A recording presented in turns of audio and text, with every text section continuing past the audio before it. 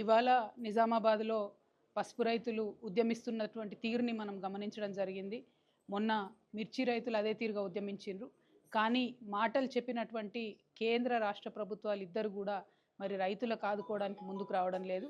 నిజామాబాద్లో పసుపు రైతులకు 15,000 మద్దతు ధర ఇస్తామని చెప్పి కాంగ్రెస్ పార్టీ అధ్యక్షుడిగా ఉన్నప్పుడు ఇప్పటి ముఖ్యమంత్రి గారు రేవంత్ రెడ్డి గారు మాట ఇచ్చి ఉన్నారు. అదే మాట గౌరవనీయులు రాహుల్ గాంధీ గారు కూడా చెప్తున్నారు. కానీ పసుపుకు ఇప్పుడు కనీసం 11,000, 9,000 కూడా రానటువంటి పరిస్థితులలో ప్రభుత్వం ముందుకొచ్చి మా నిజామాబాద్ పసుపు రైతుల్ని ఆదుకోకపోవడం అన్నది కేవలం రైతుల్ని నయవంచన చేయడమే, మోసం చేయడమే. కాబట్టి తక్షణమే రాష్ట్ర ప్రభుత్వం ముందుకొచ్చి పసుపు పంటను కొనుగోలు చేయాలని చెప్పి కనీసం 15,000 రూపాయలు మద్దతు ధర ఇవ్వాలని చెప్పి నేను డిమాండ్ చేస్తూ ఉన్నాను.